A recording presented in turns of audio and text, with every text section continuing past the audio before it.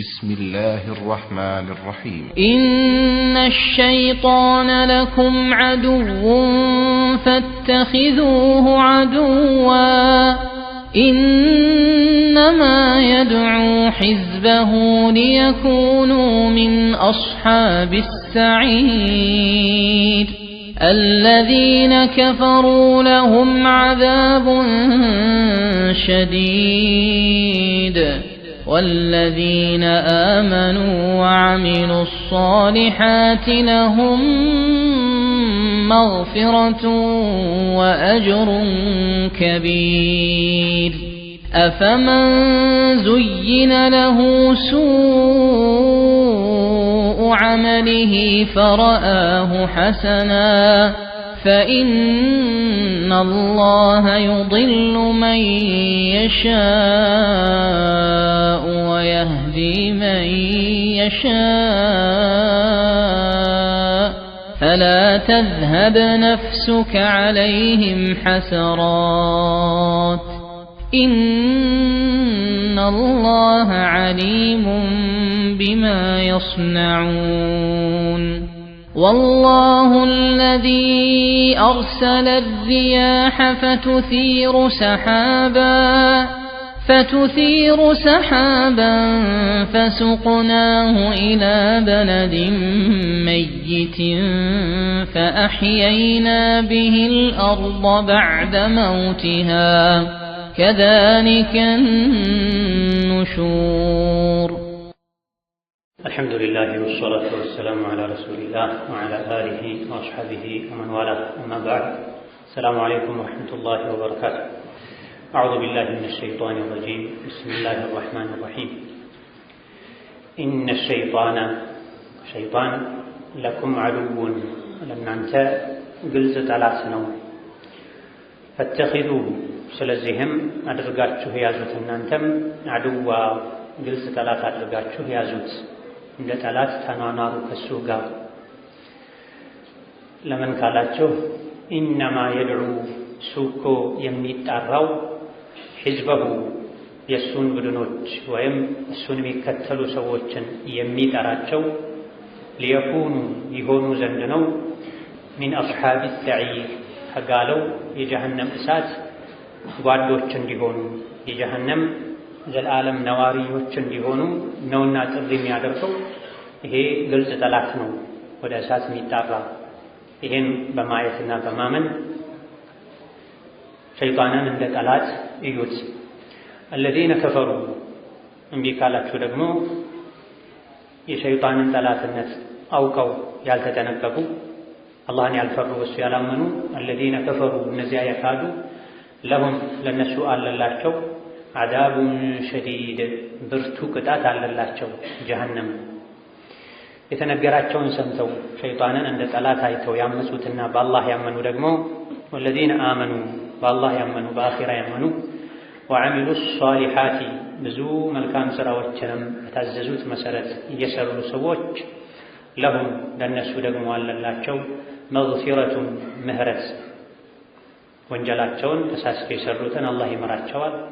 ወአጅሩን ከቢር ከወንጀል መማር በተጨማሪ ትልቅ ምንዳም አለላቸው ጀነትና ጀነት ውስጥ ያሉ ጸጋዎች ነስአሉላህ የጀዐለና ምን አህሊሃ።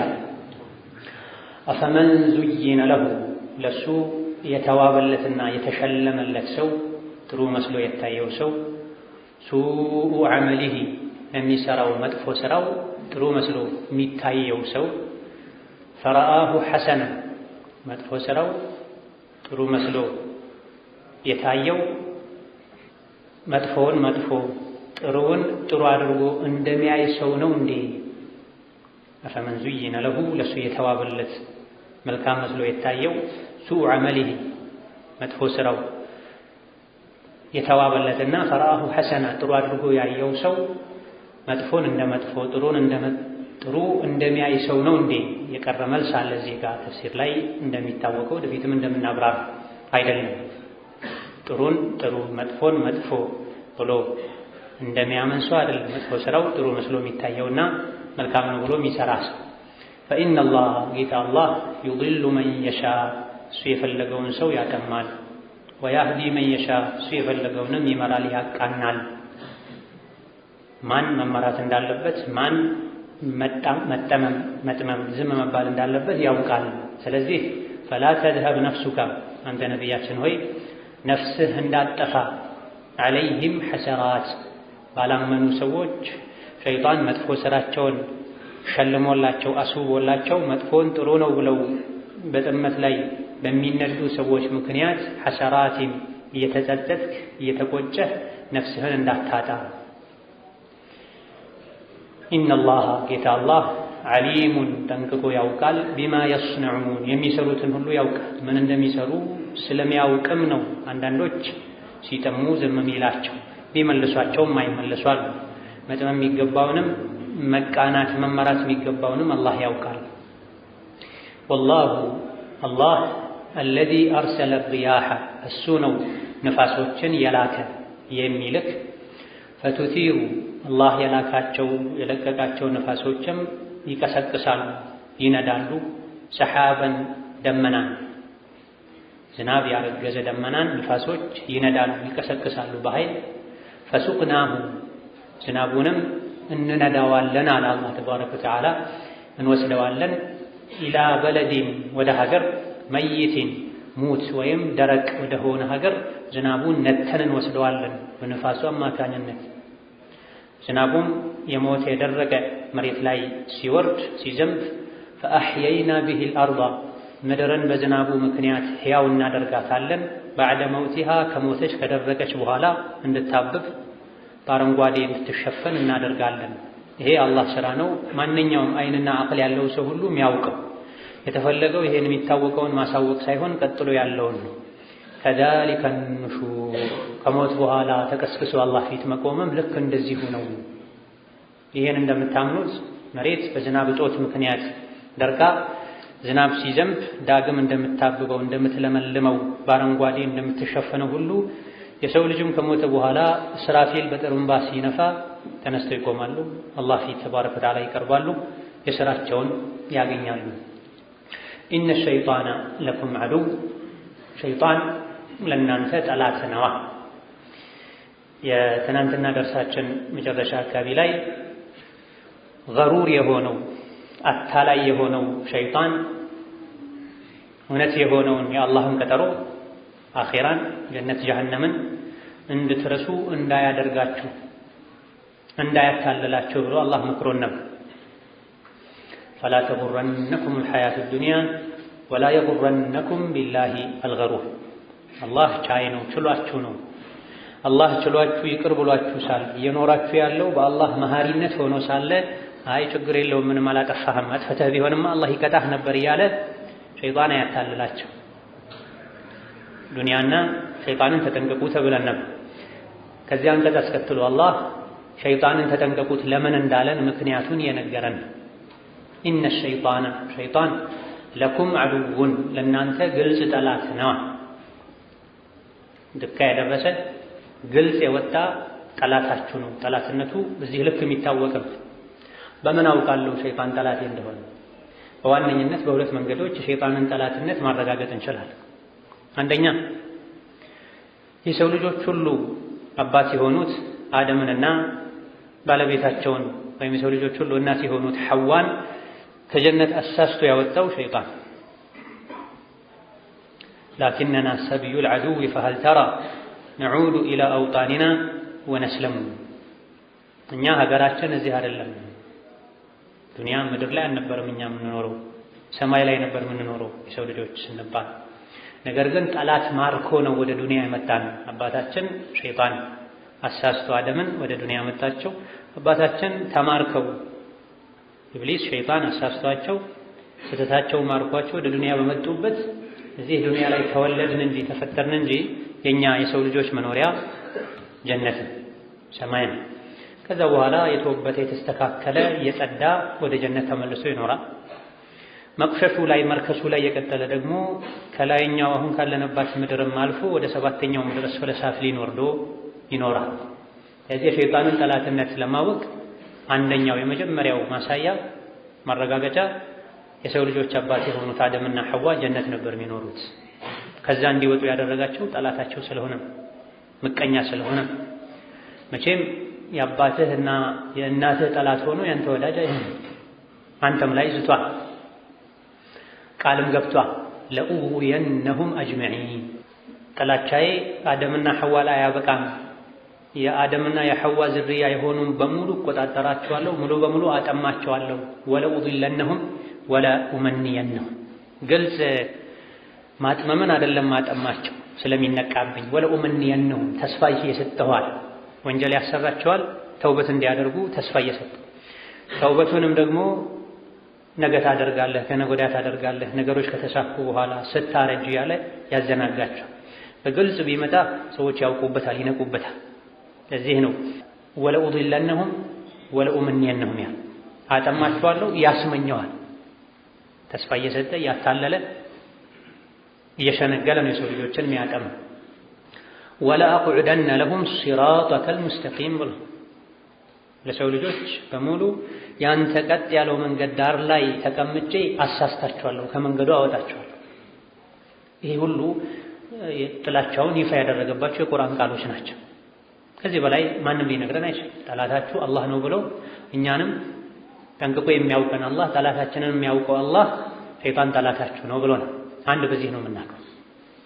ሁለት እኛው ራሳችን ላይ በሚያደርሰው ተጽዕኖ ኸይር ስራ መስራት በፈለገን ቁጥር ነገ ከነገ ወዲያ በኋላ ሰዎች ከወንጀል መውጣት በፈለጉ ቁጥር ገና ነህ ወደፊት ትተውብታለህ፣ አንዴ ሰርተህ ትተውብታለህ ይላል። የሸይጣንን ተጽዕኖ ማንኛውም የሰው ልጅ ልቡ ካልታወረ በስተቀር ማወቅ ይችላል። ኸይረኞች ያሸንፉታል፣ ይጎተጉታቸዋል፣ ይወሰውሳቸዋል። ከሆነ ያክል ጊዜ በኋላ ተስፋ ቆርጦ ይሄዳል። በቁጥጥሩ ስር ያደረጋቸው ሰዎችም ቢሆን ያውቃሉ፣ ዛሬ ነገ እመለሳለሁ ያሉ ነፍሳቸውን ይሸነግላሉ እንጂ። ስለዚህ የኛ የሰው ልጆችም ጠላት ነው። ከዛ በፊትም ደግሞ ድሮ ጠዋት ጥንት ላይ ከአባት እናታችን ከሐዋ ከአደም ጋር ጠላትነቱን በይፋ ጀምሩታል። ስለዚህ ፈተኺዙሁ ዐድዋ በፋ የተጀመረውም ለዚህ ነው። ሸይጣን ለእናንተ ግልጽ ጠላት ነው። ስለዚህም ኢተኺዙሁ ዐድዋ ግልጽ ጠላት አድርጋችሁ ያዙት። እናንተ እንደ ጠላት ተናኗሩ ከሱ ጋር። እቺም ያንዳንዱ የሰው ልጅ አብሮ ሸይጣን አለ። ገና ሕፃን ልጅ ሲወለድ ከእናቱ ሆድ ሲወጣ ይጮሃል።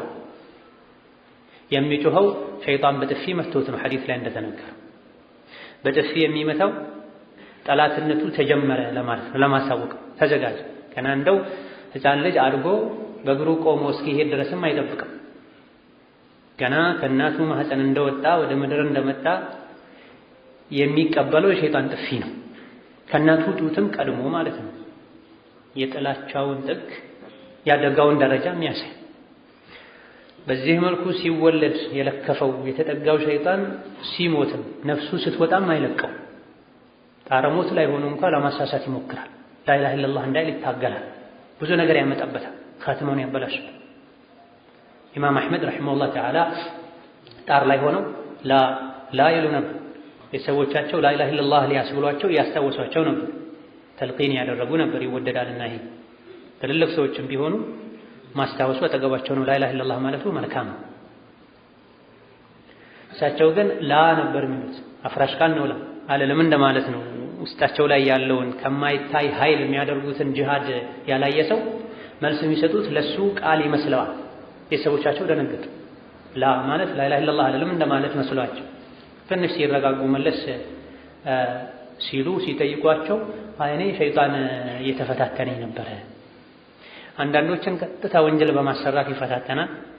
ከሱ ቁጥጥር በላይ የሆኑበትን ደግሞ ሌላ የፈተና መልክ አለው በራሳቸው እንዲደነቁ በማድረግ። ስለዚህ ኢማም አሕመድን ሊያከፍር ወንጀል ሊያሰራ አይችልም። የአላህ ወልይ ናቸው ረሒመሁላህ ወገፈረ ለሁ። ነገር ግን በሌላ መንገድ ነበር የመጣባቸው። እሳቸውን ለራሳቸው ሌላ ስሜት እንዲሰማቸው በራሳቸው እንዲደነቁ በማድረግ መልኩ ሊፈትናቸው ፉተኒ ያ አሕመድ እያላቸው አሕመድ ሆይ አመለጥከኝ እኮ አሕመድ ሆይ አመለጥከኝ እኮ እያላቸው ከሸይጣንን ማሸነፍ ያለው ማለት ነው። በህይወት ያለ አምልጫለሁ ማለት ነው የሚል ስሜት ተሰምቷቸው ሌላ አይነት ፈተና ላይ እንዲወጥቁ ነበር የሚታገለው። እሳቸው ጠንቅቀው የሚያውቁ ሰው ናቸው። አላመለጥኩም ገና ከዱንያ መች ወጣሁ ያሉ። ስለዚህ ላ መልሱ ሸይጣን ነው። ስለዚህ ገና ሲወለዱ የሰው ልጆችን በጥፊ መጥቶ ጠላትነቱን ያሳያል። መሀል ላይ በተለያየ መልኩ ሲፈትን ይኖራል። እንደ ኢማናችን ጥንካሬ ፈተናውን ልናልፍ ልንወድቅ እንችላለን። መጨረሻ ስንሞትም ገርገራ ሰዓት ላይ መጥቶ ይፈተናል። يثبت الله الذين آمنوا بالقول الثابت ኢማኑ ጠንካራ የሆነ ስራውን ሁሌ መላኢካ የሚመዘግብለት የሆነ ሰው በሞቱ ሰዓትም መላኢኮች ከበውት እነሱ ያጽናኑታል፣ ሸይጣን ይሸሻል። አብዛኛውን ጊዜ ደግሞ የሸይጣን ጓደኛ የነበረ የሸይጣንን ስራ ሲሰራ ሸይጣን ሲያበረታተው የነበረ በሞቱ ሰዓትም ሸይጣን መጥቶ እሱ ያሸንፋል፣ ያሳስታል፣ ወይም ተስፋ እንዲቆርጥ ያደርጓል። ወንጀል ስትሰራ ነው የኖርከው ካሁን በኋላ አላህ አይምርህም ብሎት እኮ ተስፋ የመቁረጥ ወንጀል አሰርቶት የሚወስዋል። ፈተናው ከባድ ነው። ብዙ ጥቂት አላህ ያዳናቸው ሰዎች ካልሆኑ በስተቀር ከሸይጣን ሴራ፣ ተንኮል፣ ፈተና በቀላሉ አይደለም። ለዚህ ፈተኺዙሁ ዐዱዋ ግልጽ ጠላት አድርጉት፣ እንደ ጠላት ተኗኗሩ ከሱ ጋር። ጠላትነቱንም ቋሚ አድርጉት። ረመዳን ላይ ብቻ አይደለም ጠላት እንደሆነ ማወቅ ያለበት፣ በስተርጅና አይደለም። ሁሌ ቋሚ ጠላቴ ነው፣ በሄድኩበት ሁሉ አብሮኝ የሚሄድ እሱ ላይ ጦርነት መክፈት አለብኝ። እንዴት ነው ጠላት የምናደርገው? ያዛችሁን አትታዘዙት ማለት ነው። እሱ ለሚሰጣችሁ ተስፋ መልስ አትስጡ፣ አትተማመኑ ማለት ነው። الإمام ابن كثير هنا አንቀጽ ሲፈስሩ هو مبارز لكم بالعداوة فعادوه أنتم أشد العداوة وخالفوه وكذبوه فيما يغركم به ሸይጣን ለእናንተ ግልጽ ጠላት ነው። ጠላትነቱን ባርዝ ያደረገ በይፋ የተናገረ፣ እናንተም ተመሳሳይ በሆነ መልኩ ጠላትነቱን በይፋ አሳዩ፣ ተቃረኑት። እሱ አንድ ሲላችሁ እናንተ ሌላውን በሉ። እንድትሰርቅ ሲያነሳሳ ሰርቀህ ትተውበታለህ፣ እንድታጭበረብር ሲያነሳሳ ወደፊት ሰደቃ ታወጣለህ ሲልህ፣ ሐጅ አድርገህ ታጸደዋለህ ሲልህ፣ አንዴ ብቻ ወንጀል ሰርተህ ትመለሳለህ ሲልህ፣ ማንኛውንም ከሸሪዓ ያፈነገጠን ሐሳብ ሲያቀርብልህ ተቃራኒውን አድርግ። ወከዲቡሁ የተስፋ ቃል ሲሰጣችሁ ውሸታም በሉት፣ ትተውበታለህ ሲልህ በዛው በሞት ስበክ። ባይሳካልኝስ እንዳሰብኩት ባይሆንስ በቃ። አላህ ተባረከ ወተዓላ በመሰረቱ ይቅር ባይነትን ነው የሚመክረው። በርካታ የቁርአን አንቀጾች ላይ ሐዲሶችም ላይ እንዳለው ይቅር በሉን የተባሉት፣ ነገር ግን ሸይጣን ላይ ይቅር አትበሉ እያለ ከሰው ጋር ብትጣላ ከ3 ቀን በላይ ተኮራርፎ መቆየትን ሸሪዓ ይከለክላል። ሐራም ነው፣ ወንጀል ነው። ጭራሽ ደግሞ ሙስሊም ወንድምህን እህትህን ዓመት ሙሉ ካኮረፍከ ደግሞ እንደገደልከው ይቆጠራል። ሐዲስ ላይ እንደተነገረ ከባድ ወንጀል። ሸይጣን ላይ ግን ይሄ አይመለከተውም። እሱ ሸይጣን ለእናንተ ጠላታችሁ ነው፣ ጠላቴ ብላችሁ እንደ ጠላት ያዙት። ጽኑ ጠላትነቱ ላይ ከሰው ጋር በተለይ በዱንያ ጉዳይ ተጣልተህ መኮራረፍህ አይበረታታም። በዲን ጉዳይ ከሆነ ይጠቅመዋል ከተባለ ትዘጋዋለህ፣ ታኮርፈዋለህ፣ ትቆራረጣለህ፣ እንደ ጠላት ታየዋለህ፣ እንዲመለስ ታሳያለህ። ነገር ግን ምንም ተጽዕኖ የማያመጣ ከሆነ መቅረቡ፣ መገናኘቱ፣ መምከሩ፣ መገናኛ መመካከሪያ ትንሽ የምትሆን ገመድ ማስቀረቱ መልካም ነው። በዱንያ ሲሆን ግን ከ3 ቀን በላይ አይቻልም። የሸይጣን ሲሆን ግን አላህ ተባረከ ወተዓላ የሸይጣን ጠላትነታችሁ ላይ ጽኑ፣ በርቱ፣ ቋሚ አድርጉት፣ ይፋም አድርጉት። ለምንድን ነው ይሄን ያደርጉት? ከሰዎች ጋር ሲሆን ተጣልተህ አትኑር እያለ ከሸይጣን ጋር ጥልሁን፣ ሸይጣንን መልካም ግንኙነት ከሱ ጋር እንዳይኖርህ አትስማው ይልህ። በዚህ ሂድ ካለህ በተቃራኒው ሂድ፣ ውሸታም በለው እያለ። ለምንድን ነው? ማታለያ መንገዶቹ ብዙ ስለሆኑ፣ መጥፎን ጥሩ አድርጎ ስለሚያሳይ፣ ጥሩን መጥፎ አድርጎ ስለሚያሳይ። እንደሱ አይደለም። የሰው ጠላትነት ቀላል ነው፣ የሸይጣኑ ከፍ ያለ። እንደገና ደግሞ የሸይጣን ጠላትነት መዘዙ የከፋ ነው። የሰው ጠላትነት ቢበዛ ህይወትህን ቢያበላሽ ነው፣ የዱንያ ህይወትህን ቢገድልህ ነው፣ ቢዘርፍህ ነው። ሸይጣን ግን አኺራህን ነው የሚያበላሽ። የሰዎች ጠላትነት አደጋው ቀላል ነው፣ ልትከላከለውም ትችላለህ። የሸይጣን ግን ስውር ነው፣ አትችልም። ሁለተኛ የሸይጣን ጠላትነት አኺራን ነው የሚያበላሸው፣ የጀሃነም ነዋሪ ነው የሚያደርገው፣ ጀነትን ነው የሚያሳጣው። ከዚህ አንፃር የሸይጣን ጠላት አለመሆን፣ ሸይጣን አለመጥላት፣ እንደ ጠላት አለመፍራት አኺራን ያበላሻል።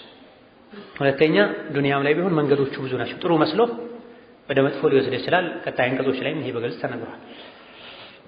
ኢነማ የድዑ ሌላኛው ደግሞ ሸይጣንን ጠላት አድርጎ የተባለበት ምክንያት ኢነማ የድዑ ሒዝበሁ ሸይጣን እኮ ቡድኖቹን የእሱን ተከታዮች የሚጣራው ሊጋብዛቸው አይደለም፣ ሊያዝናናቸው አይደለም፣ ወደ ተሻለ መንገድ ሊወስዳቸው አይደለም።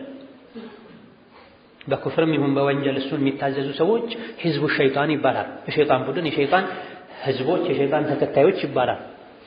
ለምንድን ነው የሚጠራቸው? ወዴት ነው የሚጠራቸው? ሊየኩኑ መጨረሻ የሆኑ ዘንድ ነው። ሚን አስሓቢ ሰዒር ከጋለችው የጀሃነም እሳት ጓዶች ነዋሪዎች እንዲሆኑ ነው። የሸይጣን ግብዣ ጀሃነም፣ የሸይጣን ግብዣው ጀሃነም። ሸይጣንን የመታዘዝ መጨረሻው ውጤቱ ጀሃነም መግባት። ሰዒር ማለት ከፍተኛ የጀሃነም የግለት ደረጃ ነው። የእሳት መገለጫ ነው። የጀሃነም መገለጫ ነው። በጣም የጋለው የእሳት ስያሜ ወይም ክፍል ሰዒር ይባላል። ስለዚህ ከሱ ጋር ወደ ጀሃነም እንድትጓዙ ነው የሚፈልገው ማለት ነው። የሚጠራችሁ ለሐጅ አይደለም፣ ለዑምራ አይደለም፣ ሰደቃ ለመስጠት አይደለም፣ የታመመን ጠይቃችሁ አጅር እንድታገኙ፣ የተራበን አብልታችሁ አጅር እንድታገኙ አይደለም። ላብላ ስትል አታብላ ነው የሚልህ፣ ያልቅብሃል ይልሃል። ወደ ወንጀል ነው የሚጠራ፣ ከኸይር ነው የሚከለክል። እሱ እንደሆነ የእድሜ ልክ የጀሃነም እስረኛ ነው፣ ተፈርዶበታል። ታዲያ ለምን ብቻዬን ወደ ጀሃነም ሄዳለሁ? ና አብረን እንሄድ ነው የሚልህ። እሱ አይቀርልህ። አንተ ሙሉ በሙሉ እሱን ከተከተልክ ከእሱ ጋር አብረህ ለዘላለም ትኖራለህ። ለዘላለም እንኳ ከእሱ ጋር እንድትኖር ማድረግ ባይችል፣ ኩፍር ሽርክ ውስጥ ማስገባት ባይችል፣ በጊዜያዊነት እንዲሆን ጀሃነምን አብረኸኝ ተጋራ ነው የሚልህ። ይሄ አላህ ቃል። ሸይጣን በተለያየ መልኩ ወንጀል ሊያሰራህ ሊወሰውስህ፣ ወይም ኸይር ስራን ዋጅብን እንድትተው ሊያደርግህ፣ ወይም ወንጀል እንድትዳፈር ሊያደርግህ፣ ወይም ተውበትን እንድታዘገይ ሊያደርግህ ይችላል። የሸይጣን ወጥመዶች ብዙ ናቸው። ከየትኛውም በአንዱም ተሳክቶልህ አንተን ከያዘህ ያ አብደላህ ወይ አመተላህ እንዲሁ ለመዝናናት አይደለም የሚወስደህ፣ ለኸይር አይደለም የሚወስደህ። ዳሩ መጨረሻው የኩኑ ሚን አስሓቢ ናር። እሱ የታወቀ የጀሃነም ነዋሪ ነው። ዋናውም እሱ ነው። አላህ ፈርዶበታል። የአላህን ፍርድ የሚሽር የለም። ከእሱ ጋር ጀሃነም ነው የሚወስደው። ወመን የኩን ልጉራቡ ለሁ ደሊላ የሙሩ ብሂ ዐላ ጅየፊል ኪላብ ይላሉ ገጣሚዎች። መንገድ መሪው አሞራ ጉራብ የሚባል አሞራ የሆነ ሰው በውሻ ጠንብ በኩል ይዞት አልፋላ። ጥሩን ነገር የሚያውቅ ሰው፣ ለጥሩ ነገር ቅርብ የሆነ ሰው ልምራህ ካለ ወደ ጥሩ ነገር ይወስዳል። በመጥፎ ነገር የሚታወቅ መጥፎ ነገር የሚያሳልፍ ሰው ደግሞ ና ካለህ ከተከተልከው፣ ኸምር የሚጠጣ ከሆነ ኸምር ቤት ነው የሚጋብዝ። ሐላል ነገር የሚበላ ከሆነ ሐላል ነገር ነው የሚጋብዝ። ስለዚህ ሰው የተከተለውን አካል ይመስላል። ሸይጣንን አትከተል። በቻለው ሁሉ ከእሱ ጋር ጀሃነም የሚሄዱትን ማብዛት ነው የሚፈልገው። መጥፎ ጓደኛ ቢኖርም ይሄ ኢዛ ወደ ጀነት መግባትህ ቀርቶብህ ወደ ጀሃነም እንድትገባ ነው ጥረት የሚያደርገው። ግልጽ ጠላትነት ማለትም ይሄ አላህ ና ወደ ጀነት ያለ ወላሁ የድዑ ኢላ ዳሪ ሰላም፣ ወደ ሰላሙ ሀገር የተፈለገ ሁሉ ወዳለባት መሞት፣ መሰደድ፣ ማጣት፣ መታመም፣ ማሰብ፣ መተከዝ፣ መቆዘም የሌለበት ጀነትን ና በማመን መልካም ስራ በመስራት ታደል እንካ ቁልፉን ያለ አላህ እየጠራ እሱ ደግሞ በተቃራኒው ወደ እሳት እየጠራ። ይሄ ነው የጠላት የምቀኛ ስራ። ሊያጠፋህ ይጠራል ማለት ነው። አላህ ሊያድንህ ይጥራል፣ ይመክርሃል፣ ይጠራሃል። ሸይጣን ግን ሊያጠፋህ ነው ይጥራል። ቀን ከሌሊት ይለፋል። ዘካ ማውጣት ስትፈልግ ካለው ቀንሰህ ምናልባት ልከስር እችላለሁ ብለህ እንኳ ሐቁን ኒሷቡን እንድታጎል ያደርጋል። ሰደቃ በበጎ ፈቃደኝነት መስጠት ስትፈልግ ይጎድልብሃል፣ ገና ነህ አልተደራጀህም እልሃል። ከሐራም አይንህን ሰበር ማድረግ ብትፈልግ ያው ስላላገባህ ምናልባት የምታምርህን ታይ ይሆናል ይልሃል። የማይፈስርልህ ተፍሲር የለም። አላህ ያለህን ሁሉ በመጥፎ ተፈስረህ አንተ በራስህ ጥሩ የምትለውን ተፍሲር ሰጥተህ ህጉን እንድጥስ ነው የሚያደርገው። ተነስተህ ሌሊት መስገድ ስትፈልግ ገና ነው አልነጋም እልሃል፣ ደክሞሃል። ለፈጅር እንኳን መነሳት ስትፈልግ ሰዓቱ ገና ነው፣ ቤት ትሰግዳለህ ዛሬ ይልሃል። የሸይጣን ጉትጎታው ተፍሲሩ ዋዕዱ አያልቅም። ለዚህ ነው ወለኡድለነሁም ወለኡመኒየነሁም ያ ወንጀል የሚያሰራ ይሄ ወንጀል ነው እንካ ወደ እሳት የምትሄድበት ቁልፍ ነው አይደለም ይልህ። ሌላ ጥሩ ተፍሲር ሰጥቶት ተውበት ታደርጋለህ ብሎ ተስፋ እያስደረገህ። ስለዚህ የሸይጣን ጠላትነትህን ልታሳድግ ይገባል። አላህ ሆይ የሸይጣን ጠላት አድርገኝ ብለህ ዱዓ ልታደርግ ይገባል። እሱ ጠላቴ የታወቀ ነው፣ እኔ ግን ሞኝ ነኝ አላውቅም፣ ወዳጅና ጠላቴን አልለይም፣ የሸይጣንን ምክር እንደ ወዳጅ እቀበላለሁና ጌታዬ ሆይ ከመለመንህ ነገሮች አሉ፣ እኔን የሸይጣን ጠላት አድርገኝ ልትል ይገባል። ወከዛሊክ ይህ የቁርአን አንቀጽ ውስጡ ላይ ለጢፍ የሆነ መልእክትም አለው፣ ወቀሳ አለው ውስጡ ላይ። ምን ያለን ነው አላህ ኢብኑ ከቲር ሌሎችም እንደጠቀሱት እኔ እኮ ሸይጣንን የጠላሁት ጠላቴ ያደረኩት ከጀነት ያባረርኩት የሰው ልጆች ሆይ አባታችሁን ከጀነት አሳስቶ ስላወጣ ነው፣ ለአባታችሁ አልሰግድም ስላለ ነው። ታዲያ ምን ነክቷቸው ነው እኔ ለእናንተው ብዬ ለአባታችሁ ብዬ ከጀነት ያባረርኩትን ኢብሊስን ሸይጣንን እናንተ ወዳጅ የምታደርጉት፣ ውሃ አጣጭ የምታደርጉት፣ እሱን ምክር የምትሰሙት ለምንድን ነው? ያ ኢብሊስ ከጀነት የወጣው በአደም ምክንያት የተባረረው አላህ የረገመው በሳት የፈረደበት በዚህ ምክንያት። ታዲያ እናንተ ልትቃረኑት ልታመፁት ሲገባ እናንተም የአባታችሁም ጠላት ሆኑ። አላህ ለእናንተ ሲል ከጀነት አስባሮት ሳለ አስወጥቶት ሳለ ተመልሶ እንዳይገባም ፈርዶበት ሳለ እናንተ ግን የእሱ ወዳጅ ትሆናላችሁ። ይህ አይገባም። ያ ስለዚህ በዚህ አንቀጽ ትልቁ ከዚህ አንቀጽ ልንወስደው የሚገባው ቁም ነገር ሸይጣንን ጠላት ልናደርገው ይገባል። ጠላትነቱን ልናምን ልናውቅ ይገባናል። ግን በምንድን ነው ጠላትነቱን የምናውቀው የምናሳይ? ፊት ለፊት መሳሪያ ፈልገህ አደፋው አድገድለው፣ ጀርባህን ሰጥተው አትሄድ ከኋላ አድርገህ። በምንድን ነው ሸይጣን ጠላትን መሆነው? ጠላትነቱን መገልጸው ከሱ በመጠንቀቅ በምንድን ነው የምትጠነቀቀው? ከሱ ለመጠንቀቅ ከሱ ለመዳን የሚያግዙ አስባቦችን በማድረስ መንገዶችን በመከተል ከሸይጣን ለመዳን ከሱ ጥቃት ለመትረፍ ከሚያግዙ ነገሮች አንዱ ሁሌ ዚክር ማለት ነው። ዚክርን ማዘውተር ነው። በልብም በተግባርም በምላስ ዚክር የሚያበዛ ሰው ሸይጣን ከሱ ይሸሻል። ስትበላ ብስምላ ስትል፣ ስትጠጣ ብስምላ ስትል፣ ስትለብስ፣ ቤት ስትገባ፣ አልጋህ ላይ ስትወጣ ብስምላ ካልክ ሸይጣን ካንተ ይርቃል። ዚክርን ቸላ ካልክ ደግሞ ሸይጣን ካንተ ይቀርባል፣ ያጠቃሃል። ሁለተኛው ከሸይጣን የምንጠነቀቅበት ምንድንበት ጠላትነታችን የሚሳካልን ቁርአን መቅራት ስናበዛ። ቁርአን መቅራት ማብዛት ሸይጣንን ከኛ ያርቃል። ጥሩ መከላከያ ጋሻ እንዲኖረን ያደርጋል። ቁርአን ከሚቀራበት ቤት ሸይጣን ይሸሻል። ከአቡ ሁረይራ እንደተነገረው ሸይጣን ሸሽቶ በምትኩ መላኢካ ይበዛል። ቁርአን ከማይቀራበት ቤት ደግሞ መላኢካ ይወጣል፣ በምትኩ ሸይጣን ይበዛል። በተለይ ሱረቱል በቀራ መሰል የሆኑ ሱራዎችን አንቀጾችን አያተል ኩርሲን የሱረቱል በቀራ መጨረሻ አንቀጾችን ልናዘወትር ስንሄድ ስንመጣ በየቀኑ 3 የምግብ ጠብቀን እንደምንበላው ከዚያ በላይ ቁርአን ልንቀራ ይገባል። ቁርአን ሸይጣንን ያቃጥላል፣ ያርቃል፣ አቅም ያሳጣል። ዛሬ ላይ ሰዎች በቀን 1 ጁዝ ከመቅራት ይልቅ 11 እና 20 30 ዌብሳይቶችን ከተለያየ ቦታ የሚመጡ የሶሻል ሚዲያ መልእክቶችን ማየት ማይመለከታቸውን ነገር ለማንበብ 20-30 ደቂቃ ሰጥተው ከዛም አልፎ በዛ ላይ አስተያየት ለመስጠት ጊዜያቸውን ሲያባክኑ ነው የሚታየው እንጂ ስልክንም ይዙትን ያክል ቁርአን የሚይዙ ሰዎች ጥቂቶች ናቸው። ድሮ የሱና የተውሂድ የዲን ሰው የሚታወቀው እጁ ላይ ቁርአን በመያዝ ነው፣ ቦርሳው ላይ ኪሱ ላይ ቁርአን በመያዝ ነው። ዛሬ ግን ምናልባትም ቁርአን ከነኩ ዓመታት ያስቆጠሩ ሰዎች፣ ወራት ያስቆጠሩ ሰዎች ነው። ከረመዳን ውጪ ቁርአን ማይነኩ ሰዎች ነው። ሶስተኛው መልካም ስራ መስራት። ኸይር ስራ በሰራን ቁጥር ሸይጣን ከኛ ይርቃል። አራተኛው ወንጀል መተው። ወንጀል በተወን ቁጥር ሸይጣን ከኛ ይርቃል። መልካም ስራ በቀነሰን ወንጀል ባበዛን ቁጥር ደግሞ ሸይጣን ወደኛ ቅርብ ይሆናል። አምስተኛው ውዱእ ማዘውተር። ውዱእን ማዘውተር፣ ውዱእ ላይ መቆየት። ውዱእ ሲፈርስ መልሶ ውዱእ ማድረግ። ውዱእ ያለህ ቢሆን ውዱእ መጀደድ። በተለይ ከሰገድከበት ምንም ካልተሰገደበት ምንም ዒባዳ ካልተደረገበት ውዱእ ላይ ውዱእ አይወደድም። አንድ ውዱእ አድርገህ ግን የሆነ መልካም ስራ ከሰራህበት ውዱእ የሚያስፈልገው መልካም ስራ ለምሳሌ ቁርአን ከቀራህበት ወይም ረካቴን ከሰገድከበት ውዱእ የሚያስፈልገው ነገር ካደረግከበት መልሶ ውዱእ ማድረግ ተወዳጅ። እዚህ ውዱእ የሚደረገው ውዱእ ስንፈታ ብቻ አይደል፣ ራሱን የቻለ ዒባዳ ውዱእ መጀደድ የሚባል ነገር ውዱእ ማደስ ማለት። ነቢ ዓለይሂ ሰላቱ ወሰላም ውዱእ ያላቸው ውዱእ ያደርጉ ነው። እዚህ ውዱእ ሸይጣንን ከኛ ያርቀዋል፣ ቀዝቀዝ ያደርገዋል። ኢዳ እነዚህና መሰል አጋዥ ነገሮችን በመጠቀም ሸይጣንን ከኛ ማራቅ ማድከም።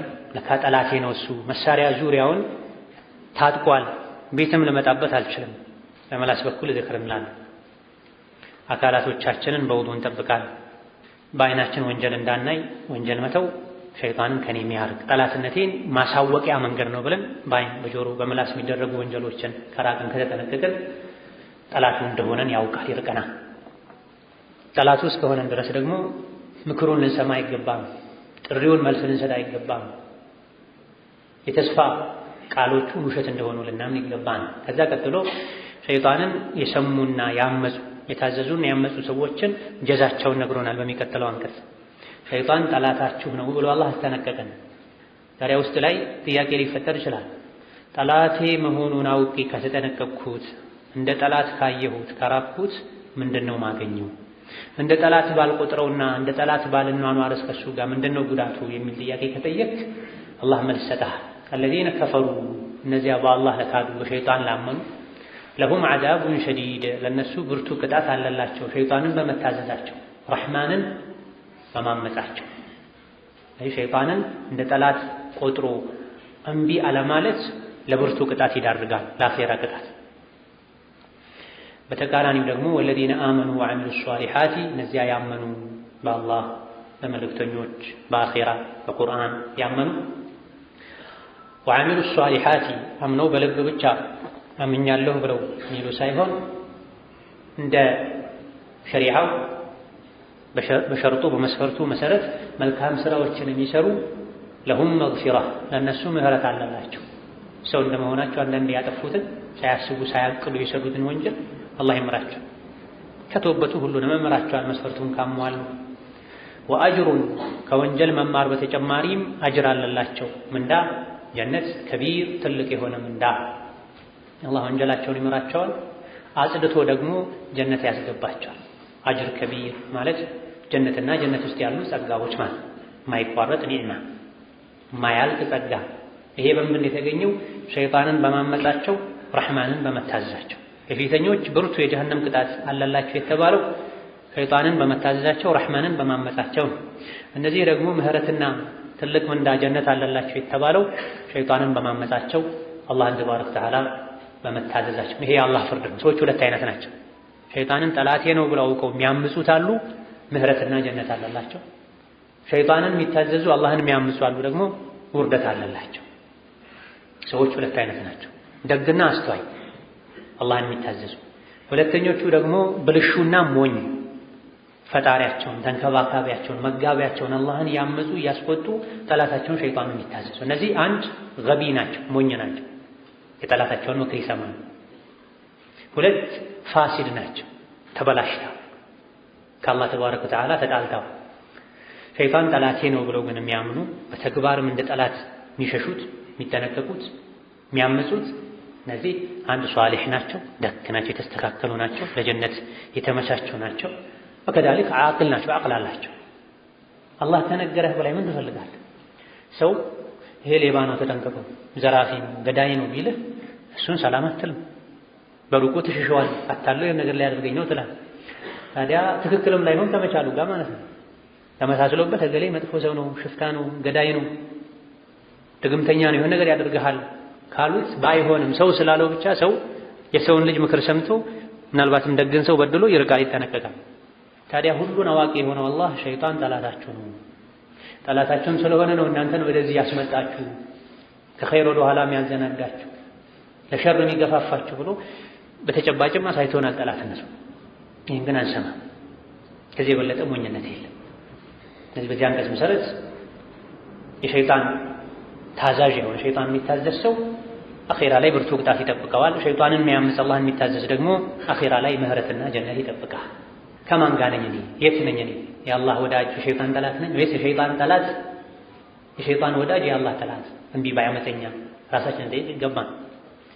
በይፋ ከሰዎች ጋር ስንሆን ግልጽ በሚታየው የአላህ ወዳጅ ሸይጣን ጠላት መስለን በውስጥ ግን ከሸይጣን ጋር እሱን የመታዘዝ አላህን የማመፅ ግንኙነት ሊኖረን አይገባም። ለዚህም ነው ደጋ ቀደምቶች መሃል አንዱ ምን ነበረ?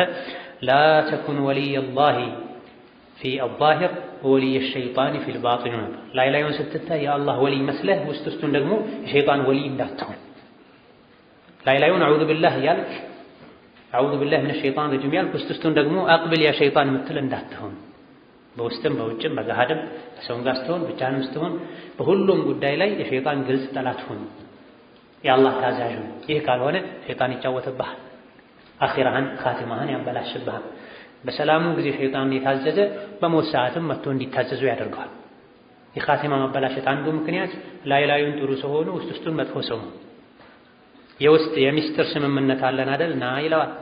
አው ሱረቱል ሐሽር ላይ ረዘም ያለ የበርሲሷን ቅሷ አንስተን የሸይጣንን ጠላትነት በምን መልኩ ደግሞ ቀስ ያለ በደረጃ ደረጃ ያባበለ ገደል ውስጥ እንደሚከት መጨረሻ ሰዓት ላይ ደግሞ ተጫውቶበት እንደሚሄድ ፈካነ ዓቂበተሁማ አነሁማ ፊናሪ ኻሊደይን ፊሃ። ይህ እንዳይሆን በሰላም ጊዜ ከሸይጣን ጋር ያለህን ግንኙነት ልታቋርጥ ይገባል። አፈመን ዙይነ ለሁ በሱ የተሸለመለት ሰው መልካም ፈመን ዙይነ ለሁ ሱኡ ዐመሊህ መጥፎ ስራው የተሸለመለት ፈረአሁ መጥፎ ስራውን ያየ ሐሰና መልካም አድርጎ ያየ ሰው መጥፎን መጥፎ ጥሩን ጥሩ አድርጎ እንደሚያይ ሰው ነው እንዲያለ ይሄ ጥያቄ ነው። ይሄም ከሸይጣን ጋር የተያያዘ ነው። ከሸይጣን አደገኛነት ሸይጣንን እንደ ጠላት ልናየው ይገባል እንድንል ከሚያደርጉን ነገሮች አንዱ ሸይጣን መጥፎን ስራ ጥሩ አድርጎ ያሳያል፣ ጥሩውን መጥፎ አድርጎ ያሳያል። ለዚህ ነው መብኒ ሊማ ለም ዩሰመ ፋዒልሁ አው መብኒ ሊልመጅሁል የተደረገው። አፈመን ዙይነ ለሁ የተሸለመለት ሰው ምን ሱኡ ዐመሊህ መጥፎ ስራ ወንጀሉ መጥፎ ስራው ተሸልሞለትም ፈረአሁ ሐሰና በተጨባጭ ጥሩ ስራ ነው ብሎ እንዲያይ የተደረገ ሸይጣን ያደረገው ማለት ነው። እንደዚህ አይነት ሰው መጥፎን መጥፎ ነው ብሎ እንደ መጥፎ አይቶ እንደሚርቅ፣ ጥሩን ጥሩ ነው ብሎ እንደ ጥሩ አይቶ እንደሚተገብር ሰው ነው እንዴ? ጥያቄ አይደለም ማለት። ይሄ የሚያደርገው ምን ነው? ሸይጣን። ጥሩን መጥፎ አድርጎ የሚያሳይህ፣ መጥፎን ጥሩ አድርጎ የሚያሳይህ ሸይጣን። ይሄ ማንን ነው የሚመለከተው? አብዱላህ ኢብኑ አባስ ሙሽሪኮችን ነው አቡ ጃህልን ነው የሚመለከተው ብሎ ይሄ ከሚመለከታቸው ሰዎች መሃል አንዱ በዋነኝነት አቡ ጃህል ነው ለማለት ነው። እሱ ያኔ የጣዖት አምልኮን አላህን ከማምለክ ይሻላል ብሎ ለጣዖት አምልኮ ዘብ የቆመ ሰው ነበር። ያመኑ ሰዎችን የሚያሰቃይ ሰው ነበር። ሸይጣን መጥፎ ስራውን ጥሩ አድርጎ አሳይቶት ነው። ሰዒድ ኢብኑ ጁበይር የቢድዓ የስሜት ተከታዮችን የሚመለከት አንቀጽ ነው አሉ። ቢድዓን የሚያራምዱ ስሜትን የሚከተሉ ሰዎች የሚሰሩት ስራ ሁሉ ቢድዓው ስሜት የወለደው ተግባር ሁሉ መልካም መስሎ ይታያቸዋል። ስለዚህ አለቅም ብሎ ቢድዓ ላይ ይጸናሉ። ወከዛሊክ ኢብኑ ከቲር እንዳሉት ፉጃሮችን ማንኛውንም ወንጀል የሚሰሩ ሰዎችን ይሄ ይመለከታቸዋል። ወንጀል የሰሩት ሸይጣን ሸልሞላቸው አስውቦላቸው ጥሩ የሚሰሩ ይመስላቸዋል። ፈኢነ አላህ ዩድሉ መን የሻኡ ወየህዲ መን የሻእ አላህ የፈለገውን ሰው ይመራል፣ የፈለገውን ሰው ያጠማል። አላህን ተባረከ ወተዓላ ማንም አያስገድደውም። ለምን ይሄን አደረግክ ብሎም አይጠይቀው። አላህ ጽናት እንዲሰጥህ እንዲመራህ ጠይቀው እንጂ ለምን ያልክ ክርክር ውስጥ አትግባ። የቀደርን ተፍሲር ለማወቅ አትጣር። የቀደርን ተፍሲር አንተ አታውቀው። እገሌን ለምን መራው እገሌን ለምን አጠመመው አትበል። ለእያንዳንዱ ለአላህ ውሳኔ ምክንያት አለው። ምክንያቱን የሚያውቀው አላህ። አንተ ትክክለኛው መንገድ ይሄ ነው ተብለሃል። ያን ትክክለኛው መንገድ ተው የተባልከውን ተው፣ አድርግ የተባልከውን አድርግ። ከዛ በተረፈ በቀደር ያመካኘህ ወንጀል ላይ ጸንተህ በክርክር እድናለሁ ብለህ አታስብ። ፈላ ተዝሀብ ነፍሱከ ዐለይሂም ሐሰራት ነፍስህን እንዳታጣ ነፍስህ እንዳጠፋ ዐለይሂም ሐሰራት በእነሱ የተጸጸትክ ሸይጣን መጥፎ ስራቸውን የሸለመላቸው ሸይጣንን የታዘዙ የአላህን ግልጽ ማስጠንቀቂያ ቃል ኪዳን ትተው የሸይጣንን መሸንገያ ተከትለው የሄዱ ሰዎች ለምን ተበላሹ፣ ለምን ከፈሩ፣ ለምን አመጡ ያልክ አትጨነቅ። ጸጸት ውስጥ፣ ቁጭት ውስጥ፣ ሐዘን ውስጥ አትግባ። መጥፋትን የፈለጉ ሰዎች ናቸው። ጠላታቸው ሸይጣንን ተከትለው የሄዱ ሰዎች ናቸው። ፈላ ተዝሀብ ፈላ ቱዝሂብ ተብሎ በሁለቱም ተቀርቷል። ሸይጣንን ተከትሎ ገደል የገባ ሰው ለምን ገባ፣ ለምን እምቢ አለ፣ ለምን አልተስተካከለም እያልክ ራስህን አታጥፋ፣ ራስህን አትጉዳ። አላህ ተባረከ ወተዓላ የሻውን ይመራል፣ የሻውን ያቃናል። ይሄን የሚያደርገው በእውቀትና በምክንያት ነው። ይሄን የሚያደርገው በእውቀትና በምክንያት ነው። ለዚህ ነው ቀጥሎ ምን አለ? ኢነላህ ዓሊሙን ቢማ የስነዑነ የሰው ልጆች የሚሰሩትን ሁሉ አላህ ጠንቅቆ ያውቃል። ስለዚህ የሆነ ሰው ጠመመ መጥመም ስለሚገባው ነው አላህ ያጠመመው። ስራውን ያውቃል። ስራው ነው እንዲጠም ያደረገው። የሆነ ሰው ተቃና ተስተካከለ፣ ሲጀምርም የቅንን መንገድ የሚከተል የሚናፍቅ ሰው ነው አሳየው፣ አላህ ተከተለ። ያኛውም አሳይቶታል፣ ጠርቶታል፣ አይንን፣ ልብን፣ አእምሮን፣ አቅልን ሰጥቶታል፣ መልእክተኛም ልኮለታል፣ ጥሩ መጥፎንም ለይቶለታል። ነገር ግን የጥመትን መንገድ ተከተለ። አላህ አስገድዶ አይደለም ያጠመመው፣ ምርጫ ሰጥቶታል። ወሀደይናሁ አነጅደይን ሁሉንም የሰው ልጅ ሁለት መንገዶችን መርቶታል። የኸይርም የሸርም መንገድ አላህ አሳይቶታል ለሰው ልጅ። ከዛ በኋላ ኸይር የሚፈልግ ኸይርን ይከተላል። ለኸይርም አህል ነው አላህ ያግዘዋል። ሸርን የሚፈልግ ሸር ይከተላል። አላህ ዝም ይለዋል፣ አያግዘውም ሸሩ ላይ። ኸይሩንም ሸሩንም ለፈተና ነው አላህ የፈጠረው። ኸይር የሚከተሉ ሰዎች አሉ፣ ሸር የሚከተሉ ሰዎች አሉ። የሚከተሉት እንዳሉ አውቆ ነው አላህ የመተው። ግን ማንንም ሸርን ተከተል ብሎ አላገዘም። ለዚህ ነው የአንቀጹ አዘጋግ ላይ ኢነላሃ ዓሊሙን ቢማ የስነዑን የሚሰሩትን ያውቃልና ያጠመማቸው ለዛ ነው ማለት ነው። ቢመከርም እምቢ የሚል አለ እንደ አቡ ጀህል ያሉ። ከሱ በኋላ ከሱ ሩቅ ላይ የነበሩ ሰዎች መተው ነቢይን እየተከተሉ ጀነት እየተመሰከረላቸው እሱ ግን እዛው ከሸይጣን ጋር የገባውን ቃል ኪዳን ውል አላፈርስም ብሎ በግልጽ ወደ ጀሃነም ሄዷል። አቡ ለሀብም እንደዚሁ። ከቁርአን ጋር ቅርብ ከሆነን ለጥያቄዎቻችን ሁሉ መልስ ማግኘት እንችላለን። ልባችን ይረጋጋል። ብዙ ሰዎች በቀደር ዙሪያ ችግር አለባቸው፣ ይወሰውሳሉ፣ ግራ ይጋባሉ፣ የተለያዩ ጥያቄዎች ውስጣቸው ላይ ይፈጠራሉ። በተለይ ባለንበት በሶሻል ሚዲያ ዘመን ከዛም ከዚህ የሚሰሙት ነገር ከኡሱል ኢማን ጋር ከአርካን ኢማን ጋር እንኳ ሰላም እንዲያጡ ያደርጋቸው። ከአርካን ኢማን አንዱ በቀደር ማመን። አላህ ራሱ ወንጀልን ፈጥሮ የሰው ልጅ ወንጀል ሲሰራ ዝም ብሎት ከዛ መልሶ አላህ በጀሃነም እሳት ለምን ይቀጣዋል? እሱ ራሱ አይደል ወንጀሉን የፈጠረው? እሱ ራሱ አይደል ወደ ወንጀል የመራው ይላል። አላህ ወደ ወንጀል አልመራም። ወደ ወንጀል እንደሚሄዱ ሰዎች እንዳሉ ግን አላህ ያውቃል። ዝም ይላቸው። ተመለሱ ቢባሉም አይመለሱ። ዱንያ በዚሁ በወንጀል ስራቸው ቆይተው ይህ ወንጀላቸው ለጀሃነም ዳርጓቸው ጀሃነምን ካዩ በኋላ እንኳ አላህ ወደ ዱንያ ቢመልሳቸው ዳግም ወደ ወንጀሉ ይመለሳሉ። ወለው ሩዱ ለዓዱ ሊማ ኑሁ ዐንሁ። አኺራ ላይ ሄደው እሳቱን ካዩት በኋላ ውርደቱን ከቀመሱት በኋላ እንኳ ወደ ዱንያ ቢመለሱ ዳግም የወንጀሉን መንገድ ይከተላሉ። እዚህ የሚገባቸው መጥመም የሚገባውን ያጠማል አላህ። ዝም ይለው ለትምህርት መንገድ ላይ መቅናት መመራት የሚገባውን ደግሞ አላህ ይመራል። ለዚህ ነው አንቀጹን ሲዘጋው ኢነላሃ ዓሊሙን ቢማ የስነዑን። ከቁርአን በራቅን ቁጥር ብዥታ ይበዛብናል፣ ግራ እንጋባል፣ እንጠራጠራል። ከቁርአን ቅርብ ከሆነን ግን በቀደር ጉዳይ ለሚነሱ ዥንብሮች ቁርአን መልስ ይሰጣል። ለሌሎችም ጉዳዮች የፈለገውን ይመራል፣ የፈለገውን ያጠማል ሲል እንዲሁ አላህ የፈለገውን የማድረግ መብት ስላለው ብቻ አይደለም። አንተ መጥመም አለብህ ለጀሃነም እፈልግሃለሁ ጀሃነም መሟያ አደርግሃለሁ መብቴ ነው በሚል አይደለም። የጀሃነምን መንገድ የሚከተል ሰው የጀነቱን እምቢ የሚል ሰው ስራውን ስለሚያውቅ ነው። ኢነላሃ ዓሊሙን ቢማ የስነዑን። ሌላ መልእክትም አለው ተጨማሪ። የሰው ልጆች የሚሰሩትን ሁሉ አላህ ያውቃል። ከአላህ የተደበቅክ እንዳይመስልህ። ጨለማ ውስጥ እንኳ ጉድጓድ ውስጥ እንኳ ዋሻ ውስጥ እንኳ ብትሆን አላህ የማያውቀው የለም። ተጠንቀቅ። እዚህ ዱንያ ላይም ሊቀጣህ ይችላል። የአኺራውን ብርቱ ሆኖ ይጠብቅሃል ማለት። ለዚህ ነው የዚህ ሱራ መጨረሻ መዝጊያው ላይ ወለው ዩአኺዙ ላሁ ናሰ ቢማ ከሰቡ ማ ተረከ ዐላ ظهሪሃ ሚን ዳበህ ወላኪን ዩአኺሩሁም ኢላ አጀሊን ሙሰማ ፈኢዛ ጃአ አጀሉሁም ፈኢነላሃ ካነ ቢዒባዲሂ በሲራ። አላህ የሰው ልጆችን ጥፋት ባጠፉ ቁጥር ከእጅ ይዞ ቢቀጣቸው ኖሮ ምድር ላይ አንድም ተንቀሳቃሽ አይኖርም ነበር። የሰው ልጆች በወንጀላቸው ጠፍተው ያልቁ ነው። ነገር ግን ለአንድ ለከባዱ ቀን ለቂያም ቀን እሱ ለሚያውቀው ቀን እያዘገያቸው ነው።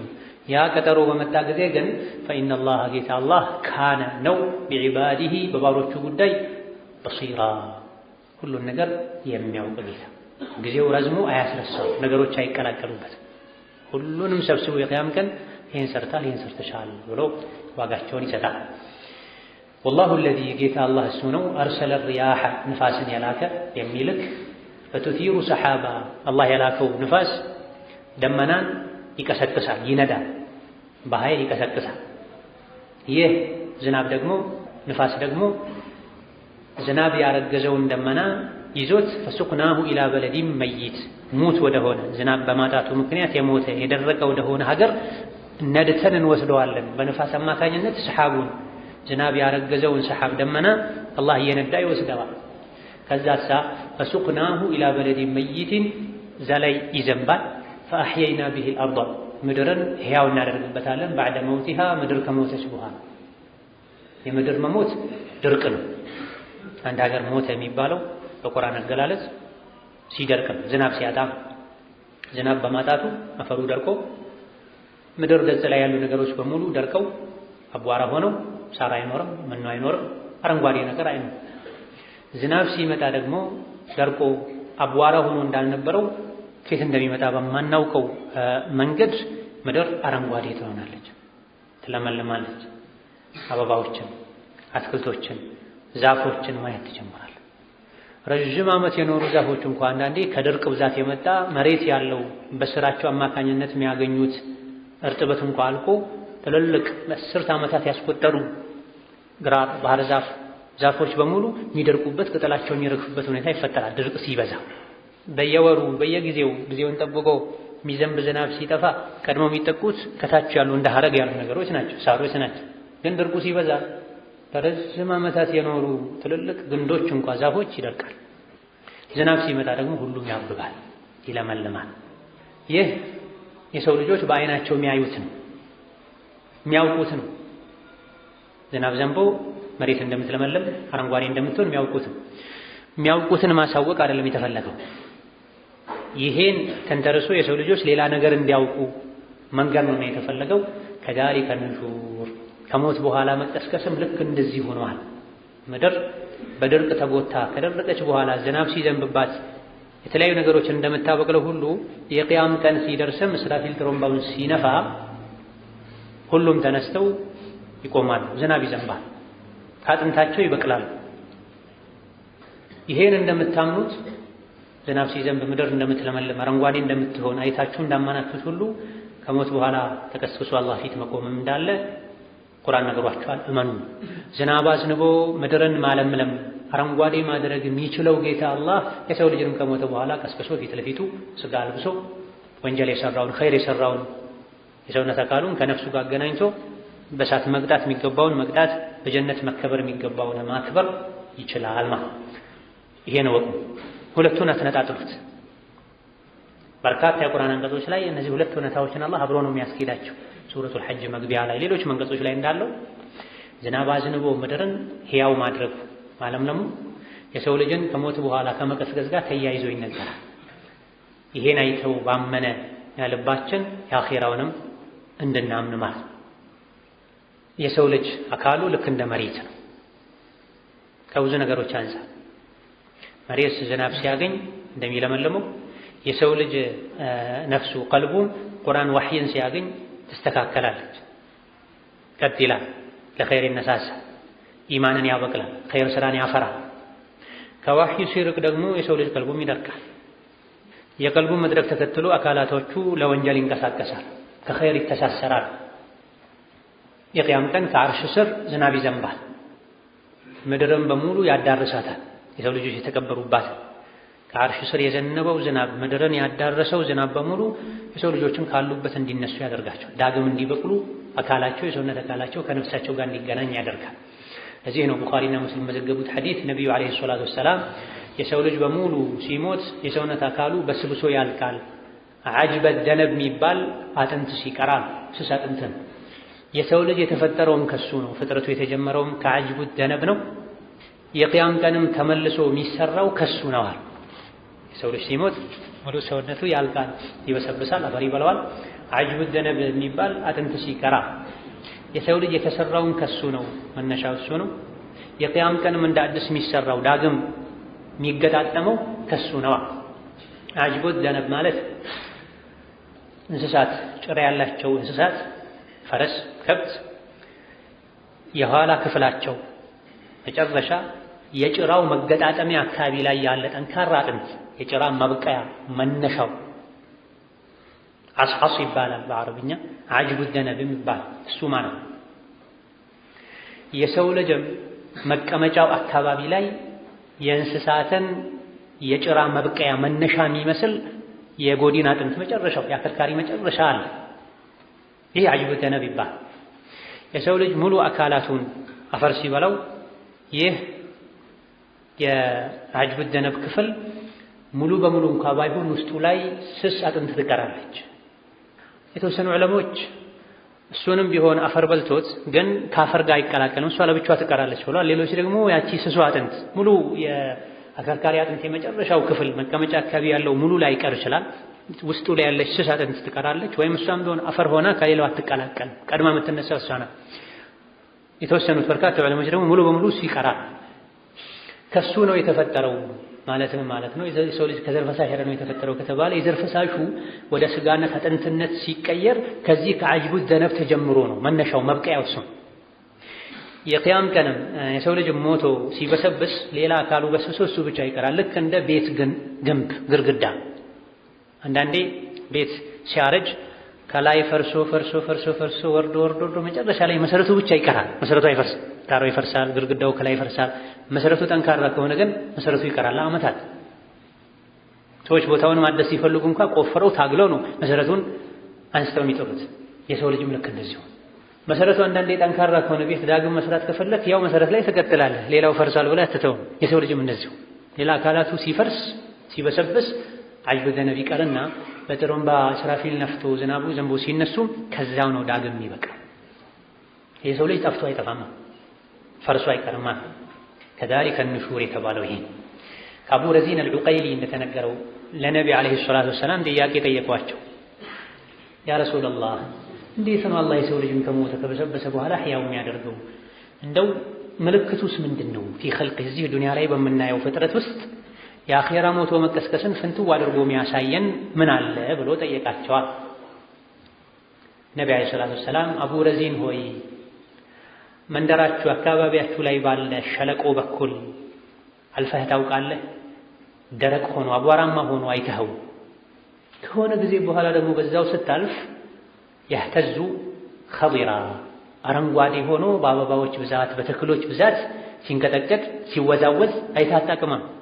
አይቻል ባላ የሆነ ጊዜ ላይ በሆነ መንደር ስታልፍ በድርቅ ወቅት አመድ ሆኖ አቧራ ሆኖ ታየዋለህ። ከሆነ ጊዜ በኋላ በዛው መንደር ስታልፍ ደግሞ አረንጓዴ ለብሶ አረንጓዴዎች ሁሉ ሲወዛወዙ አድገው አላየህም እንዲያ? ቁልቱ በላ አይቻለሁ እንጂ አልኳቸው። ይሄኔ ከዛሊከ ዩሕይላሁ አልመውታ ሙታንንም አላህ ልክ እንደዚህ ነው የሚቀሰቅሱ። ለአላህ የሚሳነው ነገር የለም። ስለዚህ ሞቶ መቀስቀስ ፊት ለፊት ይጠብቀኛልና የትም ብሄድ ከአላህ ማምለጥ አልችልም። ያን ቀን ተነስቼ አላህ ፊት በምቆምበት ቀን እንድዋረድ ማያደርገኝን መንገድ መከተል አለብኝ። ከውርደት ምድንበትን ስራ መስራት አለብን ልንል ይገባናል። هذا الله تعالى ዛሬ ተፍሲር ድርሳችን እዚህ ያበቃል።